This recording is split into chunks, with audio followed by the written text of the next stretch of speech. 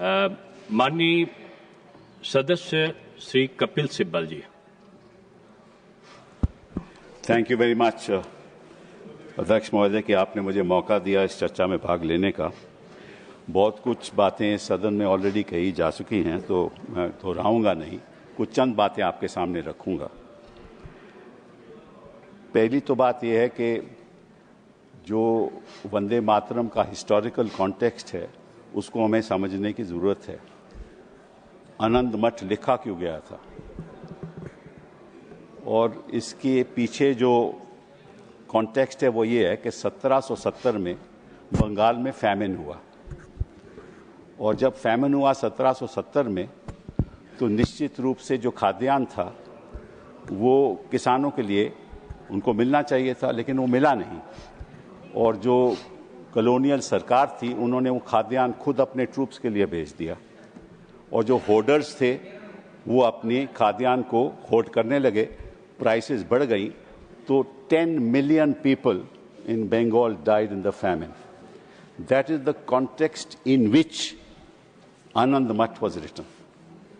And what Anand Math says is the following, कि उस समय क्या हुआ कि एक सन्यासी का रिबेलियन हुआ, और शांति एक सन्यासन थी जिसका पति उसको छोड़ के चले गया था उसकी कॉलोनियल पावर्स को का सामना करने के लिए, और उस जान देने को तैयार था।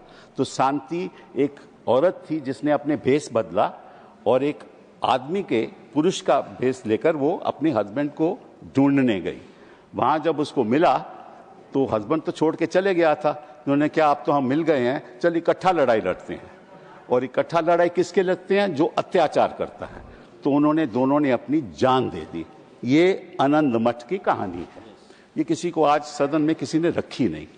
इसके पीछे भेद क्या है कि मातृभूमि की रक्षा करना तो हमारा कर्तव्य है ही, लेकिन एक दूसरा कर्तव्य भी है जिसके बारे में किसी ने कुछ नहीं कहा। वो ये है कि जहां जहां अत्याचार होगा वहां हम विरोध करेंगे। असली आनंद मठ का मतलब ये है, कोई भी अत्याचारी हो, जो अत्याचारी है वो तो वंदे मातरम की बात नहीं कर सकता।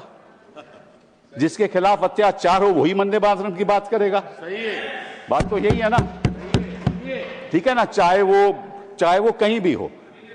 और मैं आपको एक और बात बताऊं, बड़ी इंटरेस्टिंग बात है कि एक अंग्रेज था हेनरी क्रेक, 1937 में उसने ये बोला, जो हमारे स्वतंत्र सेनानी थे उनके बारे में ये बोला, बोले Vande Mataram has been literally the war cry of the terrorists.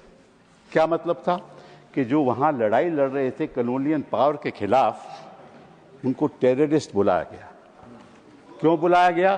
क्योंकि वो अपने हकों के लिए लड़ रहे थे, इसीलिए बुलाया गया ना। तो आजकल के जो हमारे छात्र हैं वो टेररिस्ट हो गए हैं, हमारे जर्नलिस्ट हैं वो टेररिस्ट हो गए हैं, उनके खिलाफ यूएपीए ये चीजें लग रही हैं ना।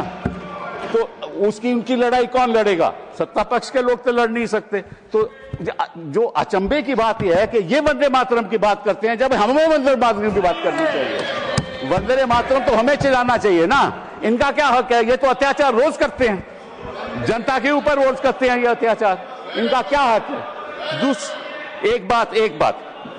दूसरी बात आपके पास रखना चाहता हूं कि इन्होंने कहा कि ये मुस्लिम अपीजमेंट है। ये इन्होंने बात कही, मैं आपको एक उदाहरण दे दूं कि जस्ट नोट दिस, अप्रैल 25, 1998 में एक यूपीए सरकार ने सर्कुलर इशू किया जिसको बोलते थे कल्प योजना। एक सर्कुलर इशू हुआ था, उसके बारे में ये कहा गया कि हर स्कूल में, हर गवर्नमेंट एडेड स्कूल में ये गाना गाया जाएगा, वंदे मातरम। वाजपेयी जी प्रधानमंत्री थे, वहां बड़ा बवाल हो गया और वहां बच्चों को स्कूल से बाहर कर दिया। तो वाजपेयी जी को जब नवंबर में वो उत्तर प्रदेश गए उनको पता चला ये क्या हो रहा है, तो उन्होंने दिसंबर 3-4 में मीटिंग बुलाई और ये सर्कुलर वापस लिया गया। ये इतिहास की बात है। उस समय कोई मुस्लिम अपीजमेंट नहीं थी। वाजपेयी जी ने समझा कि हम विवाद की राजनीति नहीं करना चाहते, और उस समय मालूम जो मंत्री था, जो बेसिक एजुकेशन का मंत्री था, वो रविंद्र शुक्ला था। तो मैं आपको उसका नाम भी दे देते हूं कि इसका क्या मतलब है। इसका मतलब ये है कि जो वंदे मातरम है ये मातृभूमि की रक्षा के लिए भी है, लेकिन अत्याचार के खिलाफ ये हमारा हक भी है। संक्षिप्त करिए, समय हो गया। हमारा मानव अधिकार है कि जहां जहां अत्याचार होगा हम उसके प्रति प्रोटेस्ट करेंगे। 2 मिनट। नहीं, अब सभी के साथ एक सा है और अब मैं सोचता हूँ कि आपको बहुत सारे लोग सुनना चाहते हैं। आप एक विद्वत मुझे बात करनी, लेकिन आप कम समय आते हैं इसलिए कम लोग सुनते हैं। धन्यवाद। Allow me sir. आपकी पार्टी के पास समय नहीं है। महाराजा संजय ओबा सर 1 मिनट। 1 मिनट में बात कीजिए। 1 minute. 1 minute. 1 minute. So just want to. One minute. Sir दो छोटी सी बातें आपके सामने रखूंगा। 2 छोटी सी बातें। जब ये बात रविंद्रनाथ टैगोर को बताई गई कि भाई इसमें बड़ी विवाद हो जाएगा, तो रविंद्रनाथ टैगोर जी ने क्या कहा ये मैं आपको बताता हूं। To me the spirit of tenderness and devotion expressed in the first portion, the emphasis to give to the beautiful and beneficent aspects of our motherland made a special appeal, so much so that I found no difficulty in dissociating it from the rest of the poem. And this was endorsed by Gandhi ji. This was endorsed by Gandhi ji. This was endorsed by Gandhi ji. He said, this was endorsed by Gandhi ji, and Gandhi ji said, it is an anti-imperialist cry. It had never meant to me that it was a Hindu song or meant only for Hindus.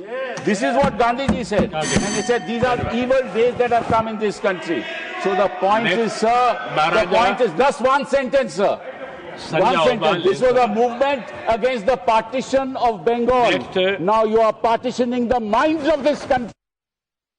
आप बोलिए। आपकी बात